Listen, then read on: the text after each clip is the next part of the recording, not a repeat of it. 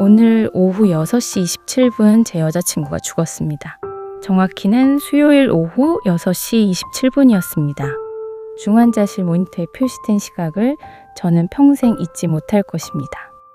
그 순간 세상의 모든 소리가 사라지고 오직 심전도가 내는 긴 전자음만이 귓가에 울렸습니다.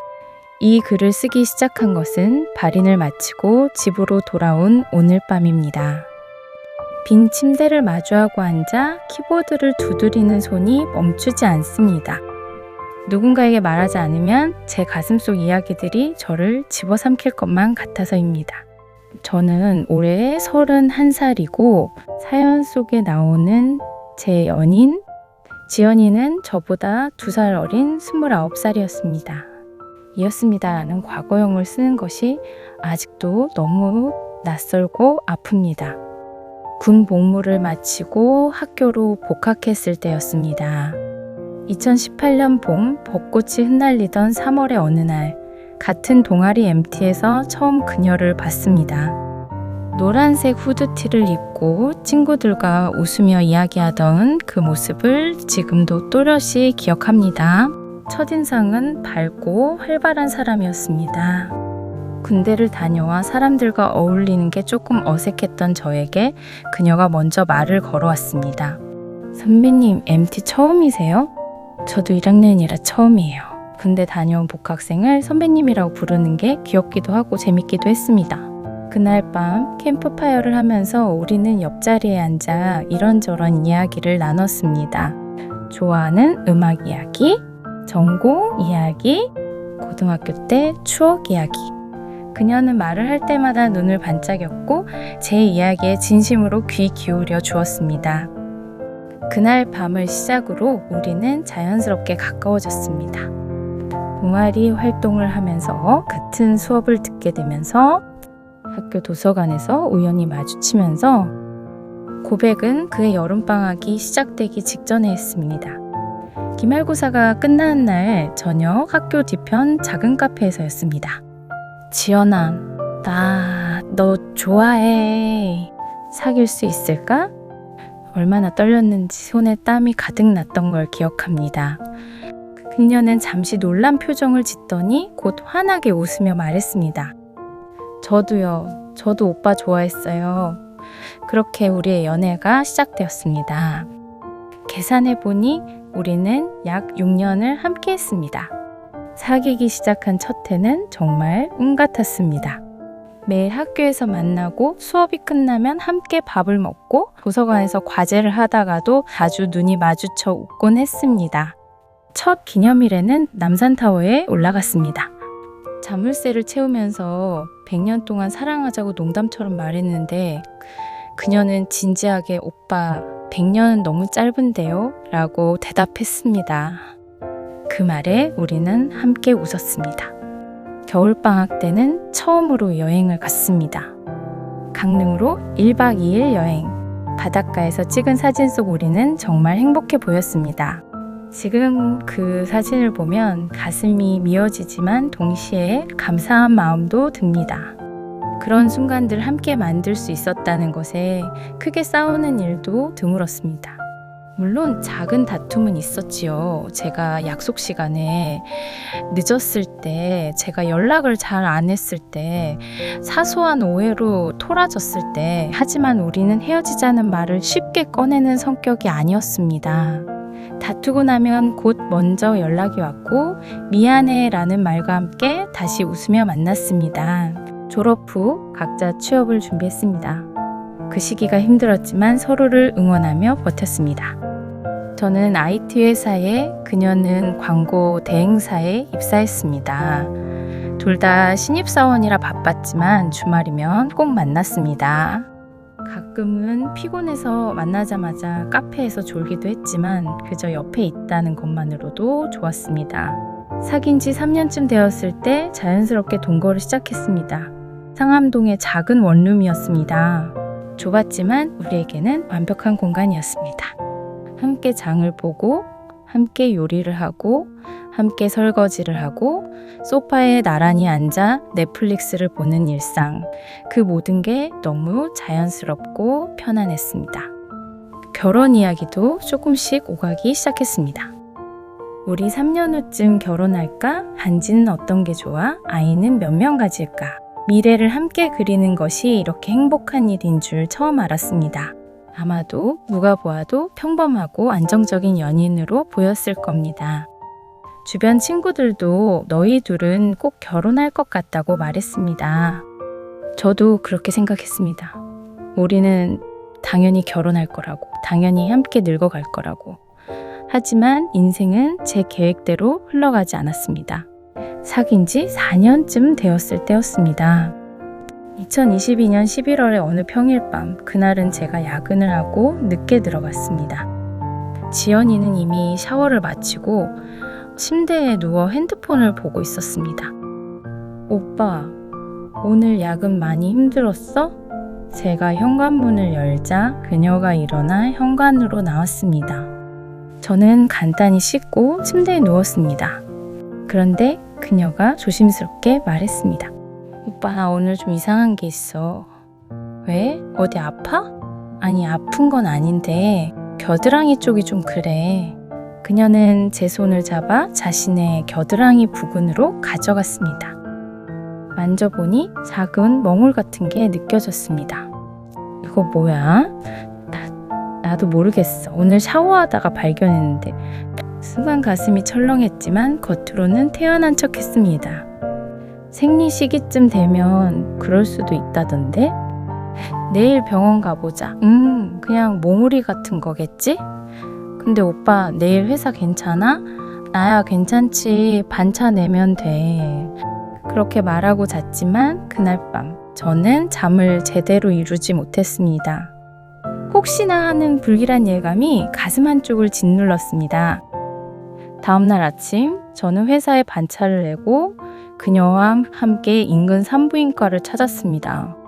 대기실에서 기다리는 동안 그녀는 태연한 척 했지만 저는 그녀가 손을 꼭 쥐고 있는 걸 알았습니다. 진료실에 들어가고 약 20분 후 그녀가 나왔습니다. 표정이 좋지 않았습니다. 네, 어떻게 됐어? 선생님이 큰 병원에 가보래. 정밀 검사를 해봐야 한대. 그날 우리는 바로 대학병원 예약을 잡았습니다. 일주일 후 대학병원을 방문했고 유방 초음파와 CT 촬영을 했습니다. 검사 후 기다리는 시간이 얼마나 길게 느껴지던지, 그리고 조직 검사까지 진행하게 될 줄은 정말 상상도 못했습니다. 조직 검사를 하는 동안 저는 밖에서 기다렸습니다. 복도 의자에 앉아 시계만 바라보았습니다.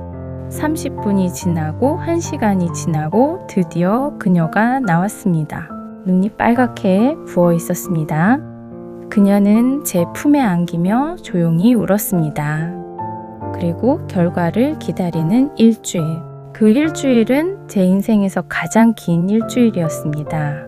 회사에서도 제대로 집중하지 못했고 밤마다 인터넷에서 관련 정보를 검색했습니다.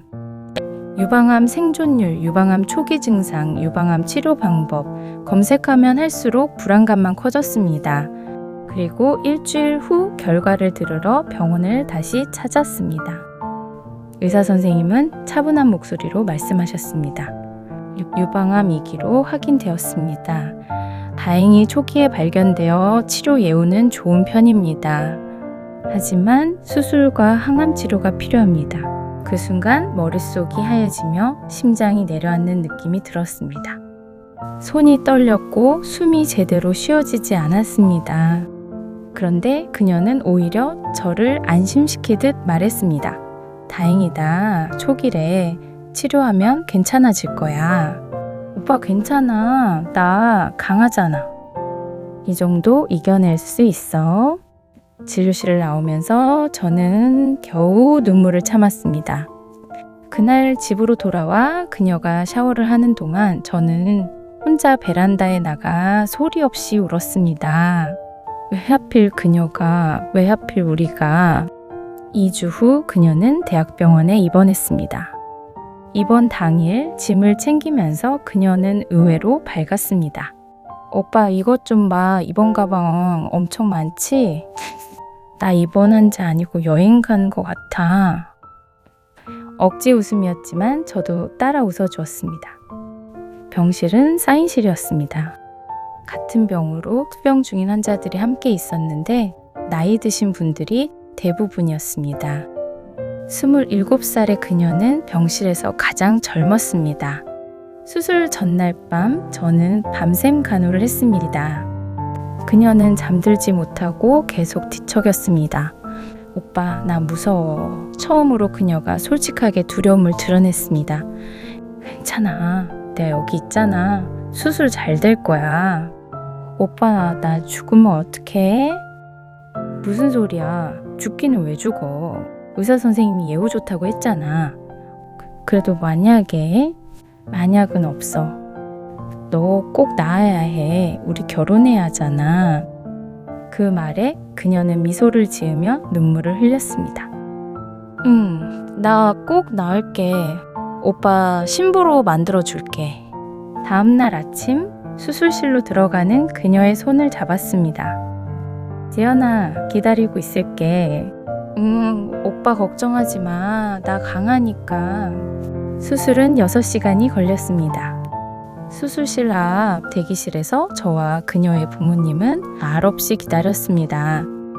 그녀의 어머니는 계속 기도를 하셨고 아버지는 묵묵히 앉아 계셨습니다. 저는 복도를 걸으며 멈춰서서 창밖을 바라보곤 했습니다. 6시간이라는 시간이 얼마나 긴지 그때 처음 알았습니다. 드디어 수술이 끝나고 의사 선생님이 나오셨습니다. 수술은 잘 끝났습니다. 다만 림프절 전이가 확인되어 조금 더 광범위하게 절제했습니다. 앞으로 항암 치료가 필요합니다. 림프절 전이 그 말이 무엇을 의미하는지 저도 알고 있었습니다. 하지만 일단 수술이 잘 끝났다는 말에 안도의 한숨을 쉬었습니다. 회복실에서 나온 그녀는 마취에서 덜 깬 상태였습니다. 창백한 얼굴, 가느다란 숨소리. 그 모습을 보는 것만으로도 가슴이 찢어지는 것 같았습니다. 제가 손을 잡자 그녀는 눈을 조금 뜨며 미소를 지으려 했습니다. 오빠, 나야. 수술 잘 끝났어. 아파. 조금만 참아. 금방 나아질 거야. 수술 후 회복 기간, 그리고 이어진 항암 치료.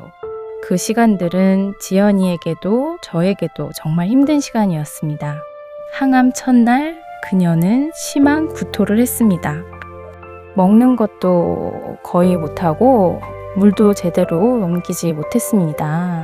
머리카락도 하나둘 빠지기 시작했습니다.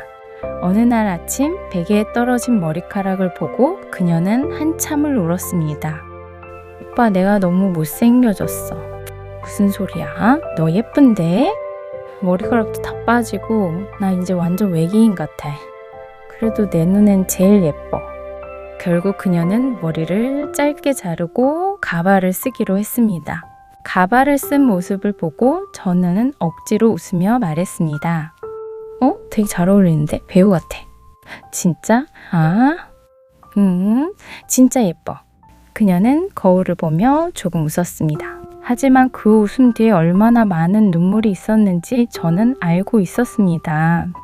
처음에는 휴직으로 버텼지만 치료 기간이 길어지면서 결국 그녀는 회사를 그만두게 되었습니다. 오빠, 미안해. 나 때문에 집안 경제가... 무슨 소리야. 당연히 건강이 우선이지. 나 혼자 벌어도 충분해. 사실 경제적으로 쉽지 않았습니다. 병원비는 생각보다 많이 들었고 저 혼자 생활비를 감당해야 했습니다. 하지만 그녀 앞에서는 절대 힘든 내색을 하지 않았습니다. 약 9개월 가까이 병원 생활을 이어가야 했습니다. 그 9개월 동안 저는 거의 매일 병원을 찾았습니다. 평일에는 퇴근 후, 주말에는 아침부터 저녁까지, 때로는 간병인 없이 제가 직접 간호를 했습니다. 식사를 챙기고 몸을 닦아주고 화장실에 갈 때 부축하고 처음에는 서툴렀지만 점점 익숙해졌습니다. 그리고 마침내 항암 치료가 끝났습니다. 담당 의사 선생님은 밝은 표정으로 말씀하셨습니다. 정말 잘 버텨주셨어요. 이제 퇴원하셔도 됩니다. 앞으로는 정기적으로 추적 검사만 받으시면 됩니다. 그 말을 듣는 순간 우리는 서로를 껴안고 울었습니다. 오빠, 우리 해냈어. 그래, 정말 수고했어. 고생 많았어. 오빠가 더 고생했지. 고마워. 정말 고마워. 퇴원하는 날 병실을 나서면서 그녀는 복도를 돌아보았습니다. 다시는 이곳에 오고 싶지 않아. 응, 다시는 안 올 거야. 집으로 돌아온 그날 밤 우리는 오랜만에 편하게 잠들었습니다. 퇴원 후 몇 달 동안은 정말 평화로웠습니다. 그녀는 천천히 일상을 회복해 갔습니다. 머리카락도 조금씩 자라났고 식욕도 돌아왔습니다. 얼굴에 웃음도 많아졌습니다. 오빠, 우리 오늘 뭐 먹을까? 지연이가 먹고 싶은 거 먹자. 그럼 파스타 먹을래. 알았어, 내가 해줄게. 주말이면 함께 요리를 했습니다. 그녀는 옆에서 보조를 해주며 계속 웃었습니다. 오빠 요리 실력 늘었다? 당연하지, 내가 누구야. 이런 평범한 일상이 얼마나 소중한지 그때 절실히 느꼈습니다. 가끔 산책도 나갔습니다. 한강 공원을 걸으며 햇빛을 쬐고 바람을 맞았습니다. 오빠, 살아있다는 게 이렇게 좋은 거였어? 우리 앞으로 더 많이 행복하자. 정기검사 때마다 불안했지만 다행히 결과는 좋았습니다. 재발 소견은 보이지 않습니다. 계속 이대로 관리 잘 하시면 됩니다. 그 말을 들을 때마다 우리는 안도했습니다. 결혼 이야기도 다시 나왔습니다. 오빠, 우리 내년 봄에 결혼할까? 좋지. 준비 시작해야겠네.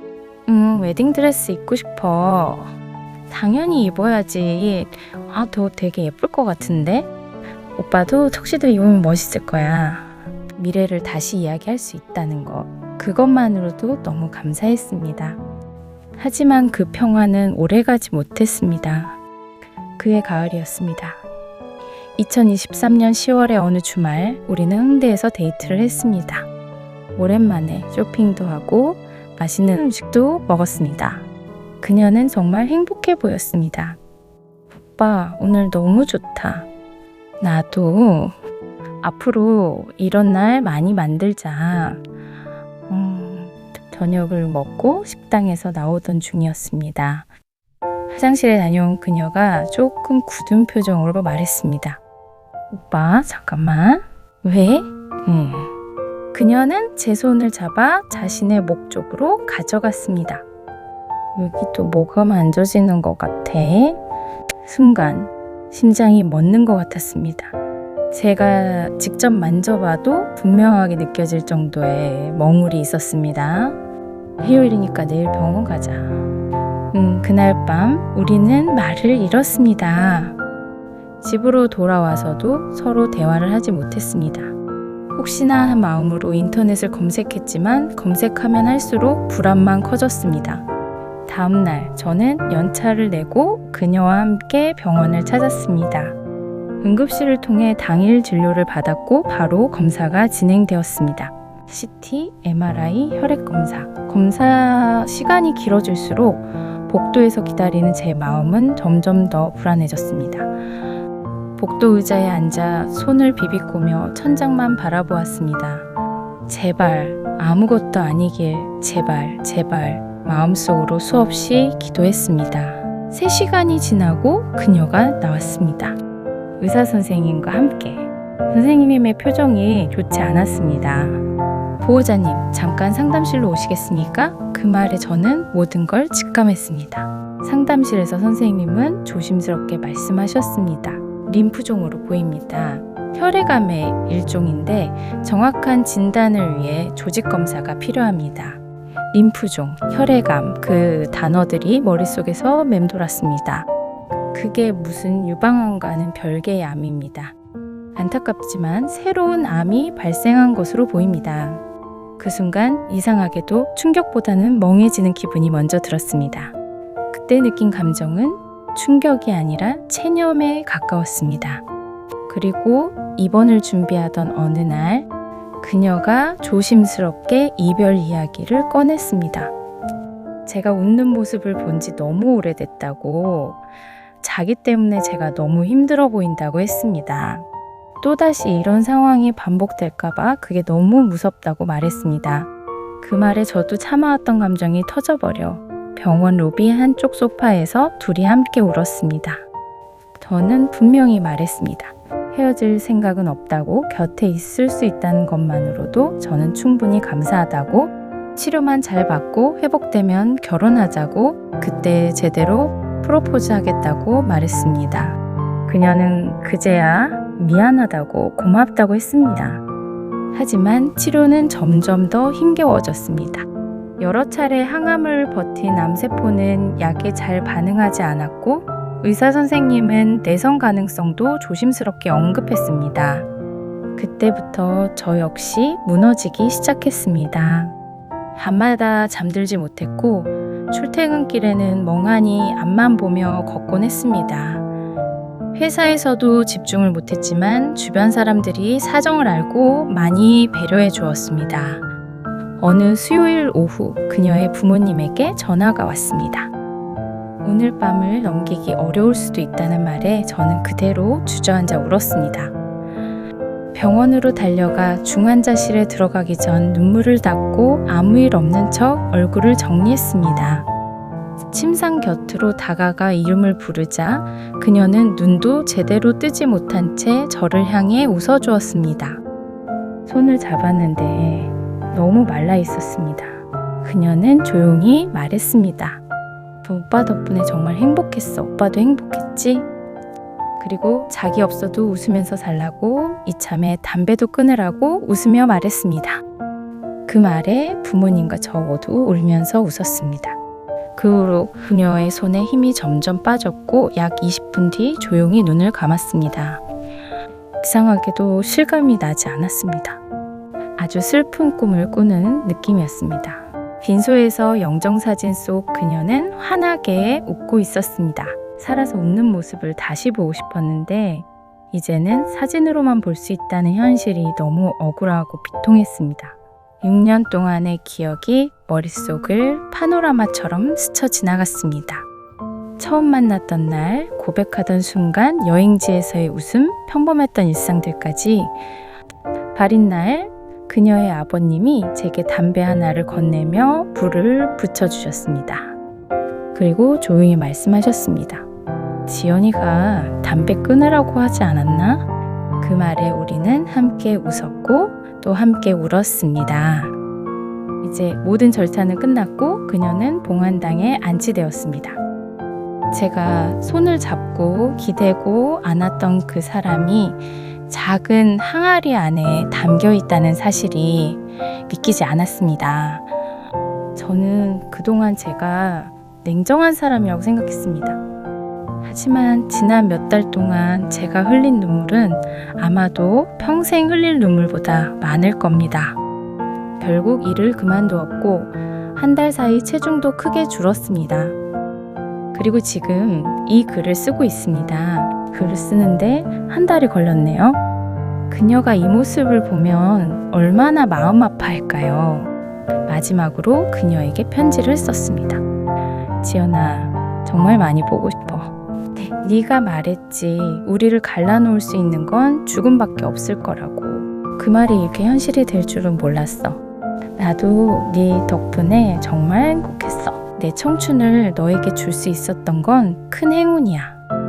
영화는 끝났는데 나는 아직 극장에 앉아 있는 것 같아. 세상은 계속 돌아가고 계절은 바뀌겠지. 세상은 아무 일도 없다는 듯이 돌아가고 있어. 봄이 가면 여름이 오겠지. 올해도 네가 좋아하는 바다로 놀러 가야 하는데 나는 이제 누구랑 가지? 자, 이렇게 사연이 끝났는데요. 사실 읽으면서 우느라 몇 번을 녹음했네요. 구독자님들도 비슷하실 거라 생각합니다. 사연자분께서 앞으로는 행복한 일만 가득하시길 빌게요. 그럼 다음 사연으로 인사드리겠습니다. 들어주셔서 감사합니다.